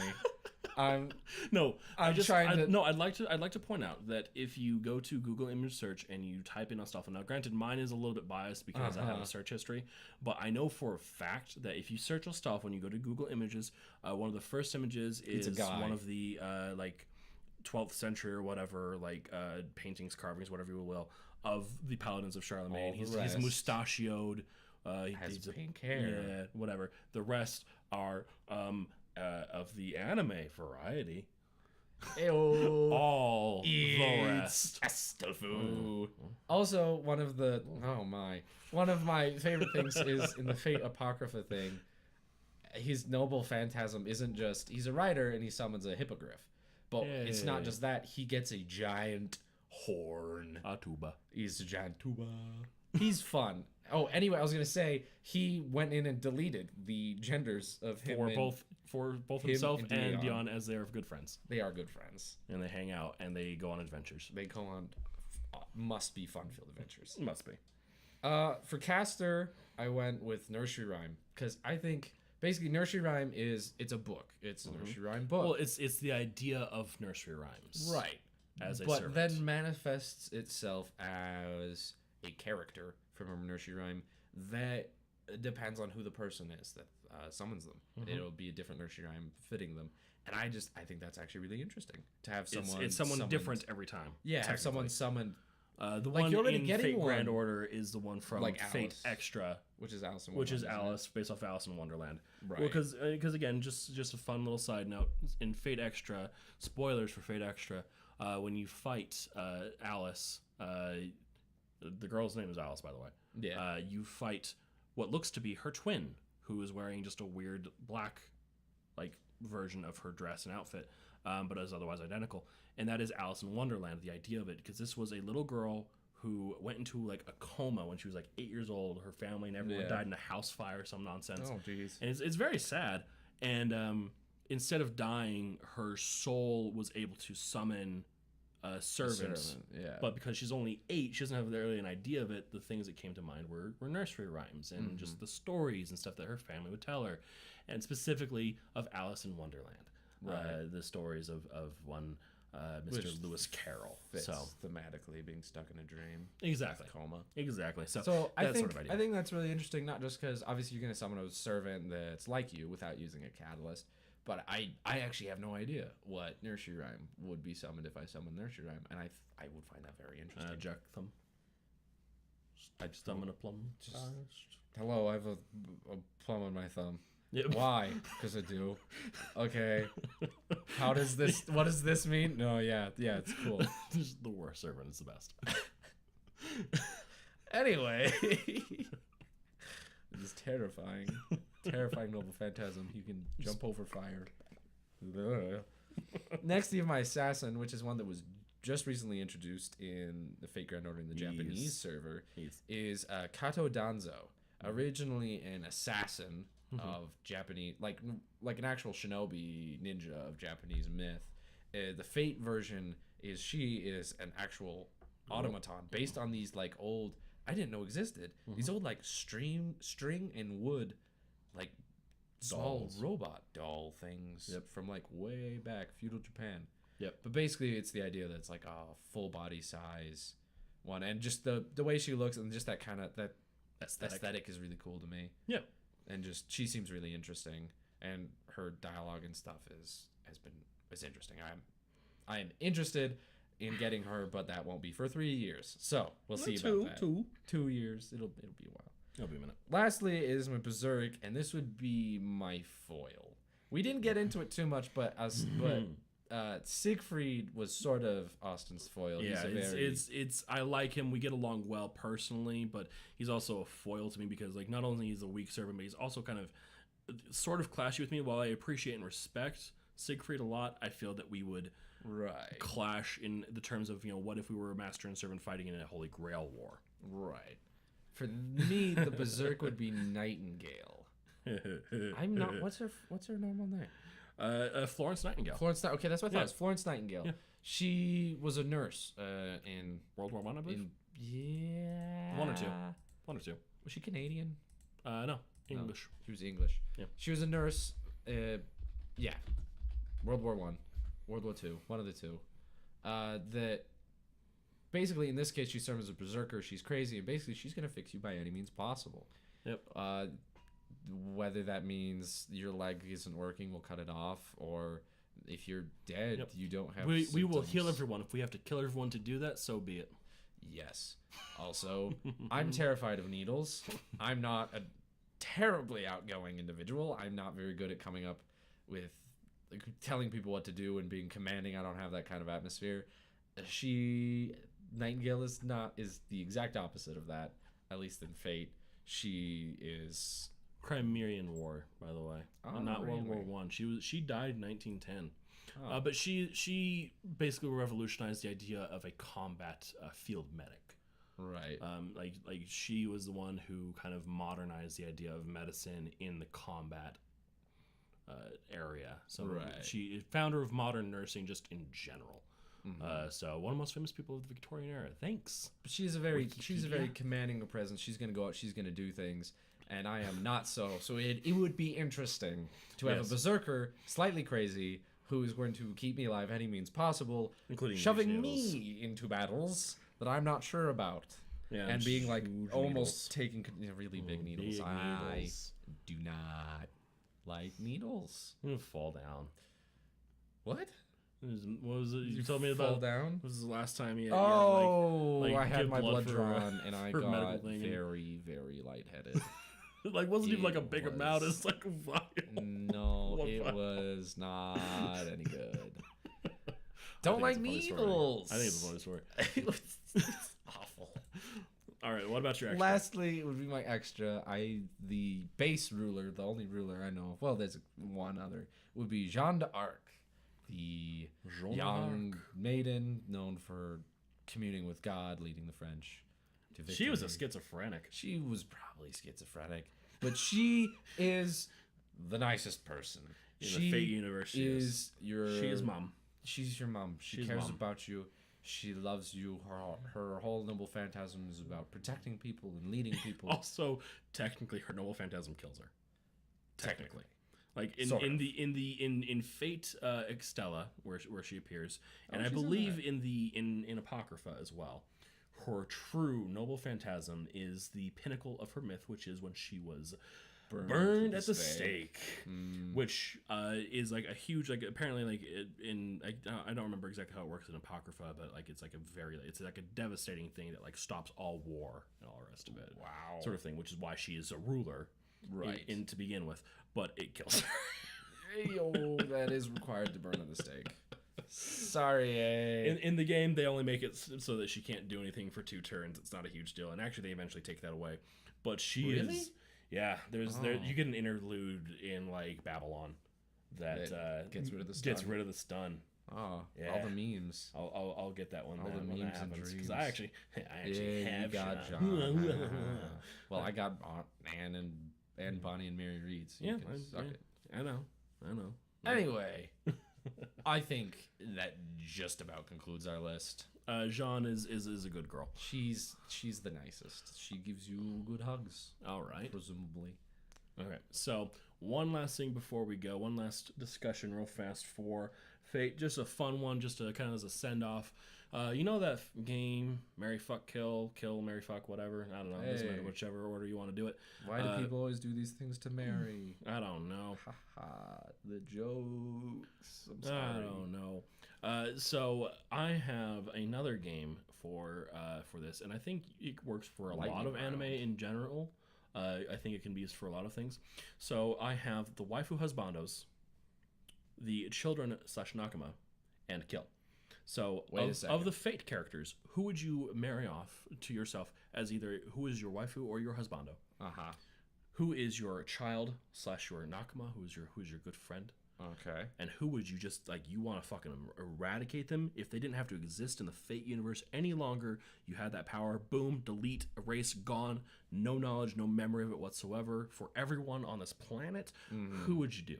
I'll start off just so you get an idea for it. Okay. So, as far as, I'll do mine a little out of order. So, children / nakama. So, my child, my son, and I say this with extra emphasis because I've watched a lot of anime, I've been involved with this for a lot, and I know people are like, oh, this is my child, my son, my daughter. No, this is the first time I've ever felt this way about an anime style character before. Asterios, the Minotaur, The good boy. is a good fucking child. He's a good boy. He did not choose to be born a monster. He didn't choose to only eat children. It's what his father fed him. That's all he had to eat. He just wanted to live outside in the sun, and he's a good boy. Butterflies. He likes butterflies, and he likes his abusive girlfriend, and he likes you. He does like his abusive. And he's a good boy. He's a good boy, and anyone who believes differently can go fuck themselves. Anyway, kill, eradicate, destroy, and completely wipe the earth. Now, you might want to say someone like Gil. I hate him. I hate Gil. I hate him a lot. He's a jerk. He's a very tropey character who goes way too far into being like, oh, I am the childlike villain who is just like, whoa, whoa, whoa, I'm so powerful and amazing and cool, and I believe so good of myself. I hate him. I hate Gil a lot. However, there's one character in the Fate universe that I hate more than Gilgamesh. You'll never guess who it is. It's Elizabeth Bathory. We've been hinting at it all episode. Elizabeth Bathory, you can die. Basically, you have there's a wonderful second voice actress. She's a great woman. She's very talented. However, I hate we haven't gotten into this yet. There's a second way you can summon Carmilla.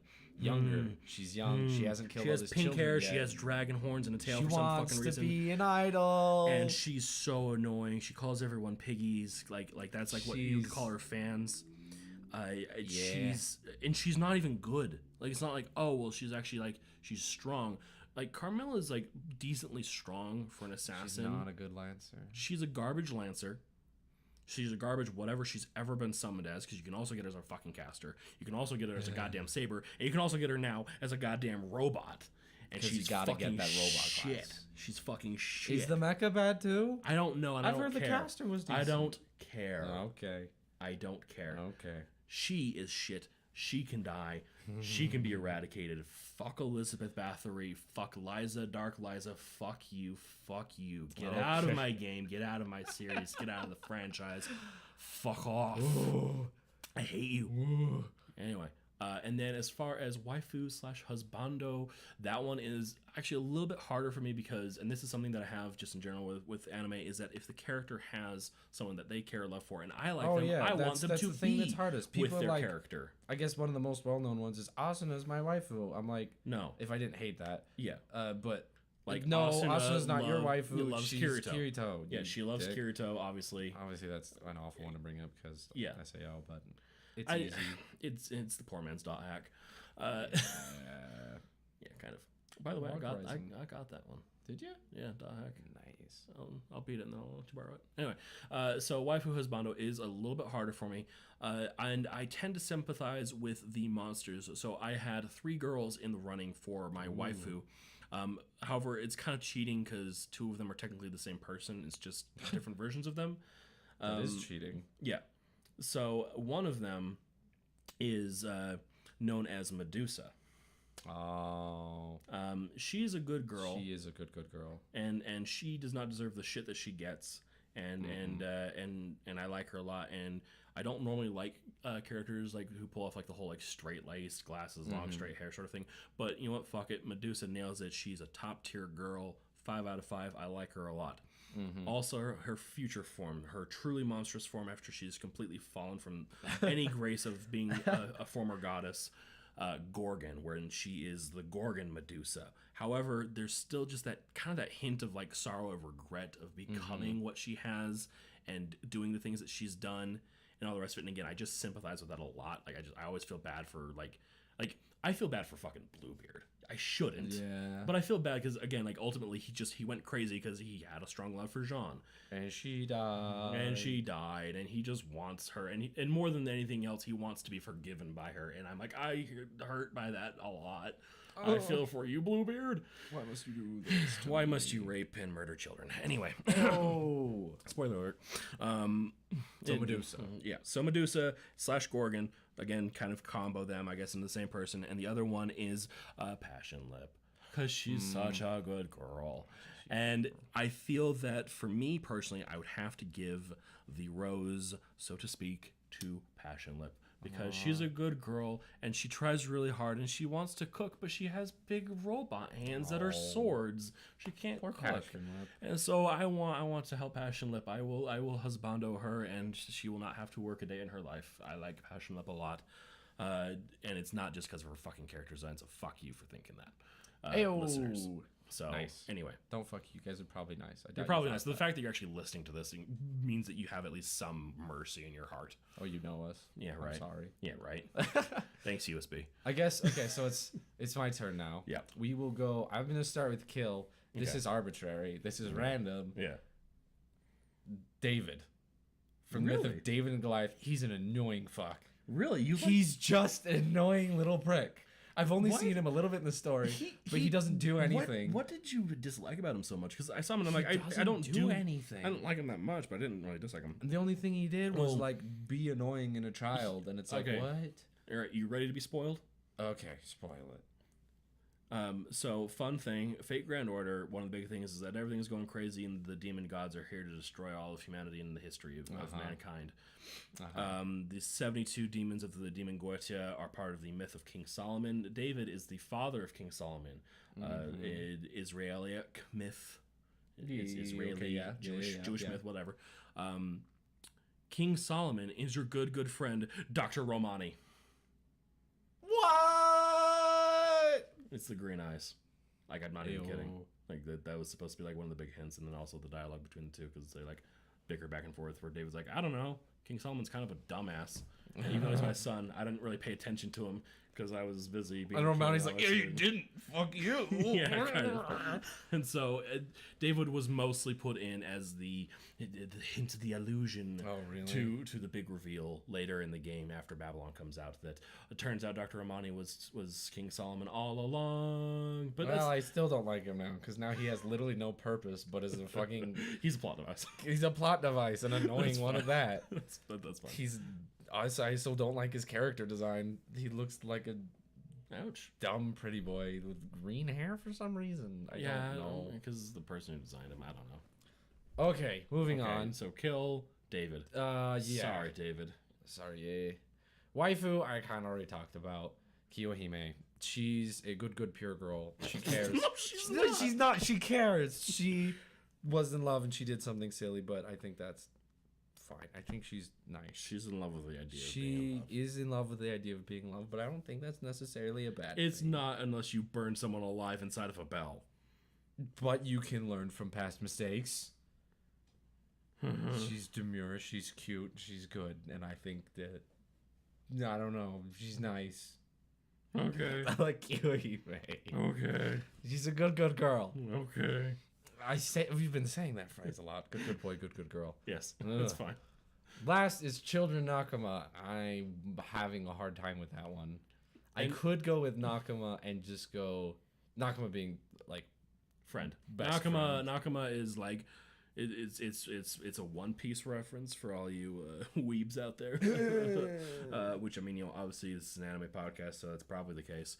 Yeah. But Nakama is Japanese for friend, and specifically close friend, best friend. It has no real translation, but it's someone who is very close to you.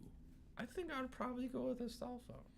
Nakama Astolfo. Nakama Astolfo. He seems like someone. Would can you be rely okay on. with Dion tagging along? Dion can come along. Dion's nice. We can be our own Three Musketeers. I'll ride around the hippogriff, play the tuba, and wear silly hats. great silly hats. Oh my god. It'll be a great time. They go. I don't think it's possible to not have a good time with us. Yeah, I don't think so. Did you? Okay, side question before we end this. ReZero. Yeah. What about it? You like Felix? I think he's a good character. Okay. I like Felix. I think he was done well. I think sometimes they throw traps in your face too much. All 5 minutes that he's in the show. Yeah, a couple times. Okay. He's nice. Okay. I was just making sure. Astolfo's a good boy. Astolfo is a good I think boy. the majority. I think the majority of traps are thrown in your face too much. I think it's dumb. I think that they are, and I think that they also tend to be good boys when they don't do it. So again, Bridget, I don't know Bridget. Bridget is from Guilty Gear. I've seen pictures of Bridget. Yes. I don't know Bridget. Bridget is from Guilty Gear, and Bridget was like one of the first internet trap memes because it was like, oh, look at this cute girl, and I was like, oh yeah, no, she's cute. I like her character design. Like I like the blonde. She's a cute girl. It's like, oh, it's actually a boy. You like a boy. You're gay. Gotcha. And it's just like it was stupid, and it's just like, ugh.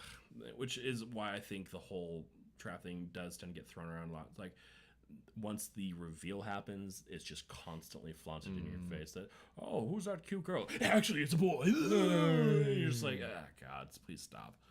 Again, like, ultimately, who cares if they want to wear dresses and stuff? I don't It's their really decision. care. They be Again, who they be. yeah, pretty much. Anyway, there's your lesson. Live your own life, everybody. So this went on a little long. All that good fun stuff. I'll try to edit some of it, at least the opening a bit. Maybe. Well, holy we did. shit, it was like, we didn't realize we were recording. well, I mean, Well, we did. We thought I it was knew an I edit. recording. I didn't. I didn't realized it know. was recording. Anyway, finish this up. This has been your introductory guide to the to Fate. Fate universe.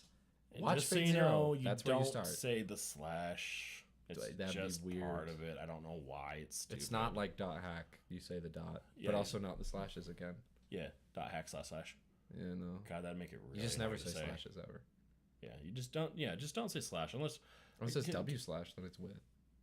Well, yeah, but then you're not saying W slash meaning saying- with. well, yeah. You say with. But you don't ignore it. Yeah, but you also don't just say W either. Are you sure? Yeah. Anyway, lesson learned is watch anime. What? Watch Fate Zero specifically. It's good. Yeah, start there. That's the best If place. you're gonna watch Fate Zero. If Heaven's you're Feel gonna watch- movie coming out. Yeah, it's out. It's out in the U.S. officially. It's the good route. The It's, best route. The canon route. It's the canon route. I will not call it best or good because it is It's some dark shit right there. So it's one that gets Start messed with up. Fate Zero. Start Watch with Fate Unlimited Blade Works if you liked Fate Zero, which you Yep. probably will. If you still like Unlimited Blade Works, download the app. There's games. There's Tell us. Maybe. mangas. There's light novels. There's animes. There's all sorts of good There's shit. a lot of stuff. Whatever you're into. Fate's a it's big, there. big world. There's a lot of shit to get into if you decide to. Anyway, we will see you eventually for episode 3 whenever we get around to recording it. Can't promise when it will be. But you can find us probably again on YouTube, on my little website, geekswithbeards.com, possibly some other areas too, depending on what we can do with the uploads, because these are long episodes. So, might have to break them up awkwardly and randomly. I don't know. We'll find out. You'll find out. You'll know already because you'll be listening to it. Won't you? Isn't that the magic Tell of us about the future. retrospect? So our last thing, keep it with you always. Gotcha. Bad civilization. Millions of leeches for me. Good civilization. You said you weren't going to